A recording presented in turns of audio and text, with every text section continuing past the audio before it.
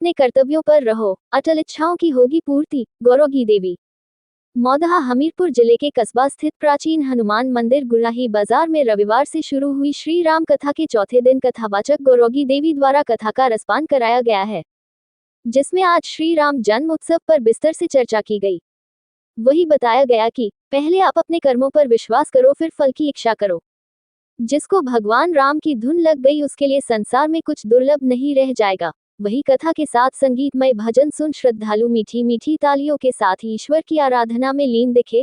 बताते चले कि मौदहा कस्बा स्थित प्राचीन हनुमान मंदिर के वार्षिक उत्सव के मौके पर बजरंगबली सुंदरकांड समिति एवं हजारों राम भक्तों के द्वारा प्रतिवर्ष श्री राम कथा और विशाल भंडारा का आयोजन कराया जाता है। इसी क्रम में इस वर्ष भी भव्य आयोजन किया जा रहा है। कथा में बड़ी संख्या में श्रद्धालुओं ने कथा का रसपान किया।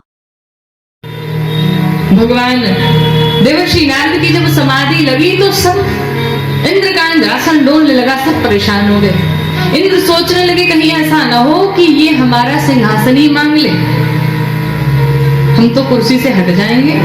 फिर क्या हुआ, कामदेव जी को भेजा, इनकी तपस्या नहीं। देवर्षि नारद समाधि से बाहर आ गए। कितनी विडंबना है।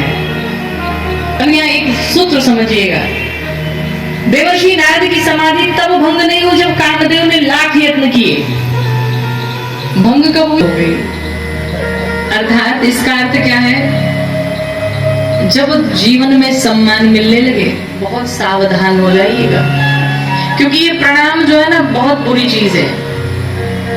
जैसे ही दो चार लोग प्रणाम किए, खड़े हुए सम्मान में, बस अब लगता है कि हमारे जैसा तो कोई है ही नहीं। अब हमको भी दो चार लोग जान गए हैं, वैसे हमको भी लोग पाँव हमारा छू रहे हैं। आया और वही अहंकार आपको ऊपर आगे बढ़ने नहीं दे सकता, इसलिए प्रणाम से बचिए।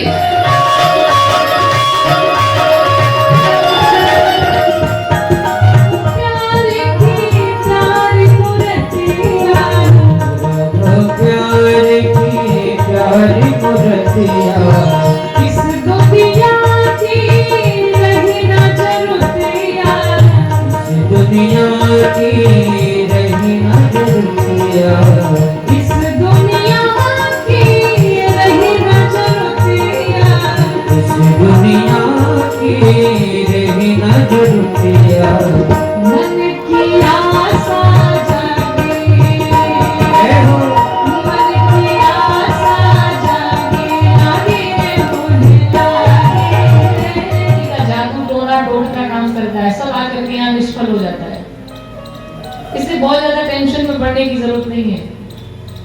भगवान से टेंशन बना करके रहो, टेंशन खत्म हो जाएगी। भगवान से दूरी नहीं होनी चाहिए, बस भगवान के सामिप्य रहा जाए। देवर्षि नारद की समाधि लग गई, और जब समाधि लगी तो इंद्र का इंद्रासन डोलने लगा। इंद्रदेव चिंतित हो गए। क्या चिंता हुई, कहीं ऐसा ना हो हमारी कुर्सी छीन जाए। और देखो भाई, कुर्सी की चिंता सबको होती है, कोई अपनी कुर्सी नहीं छोड़ना चाहता है, जो भी बैठ जाता है। लेकिन एक बात बताएं,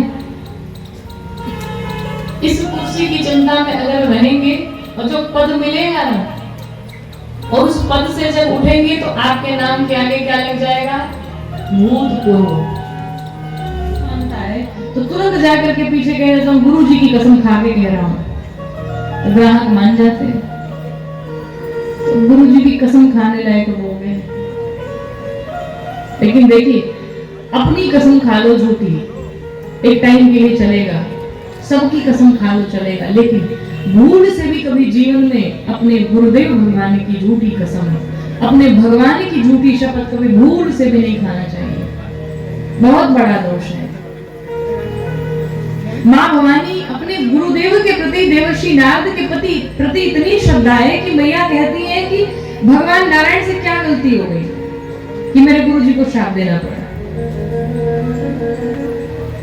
कहाँ बताता हूँ, भगवान शंकर बताते, कहते देवी एक बार की घटना है। देवर्षि नारद, दक्ष प्रजापति को ब्रह्मा जी ने जब नायक घोषित किया तो उन्हें एक और जिम्मेदारी दी और कहा कि आप जाकर के संतान उत्पत्ति करेंगे, संसार को आगे बढ़ाएंगे, परिवार आगे बढ़ाएंगे। तो दक्ष के जितने भी पुत्र होते देवर्षि नारद जाते और एक कमरे में बिठा करके 4 घंटे कुछ शिक्षा दीक्षा देते।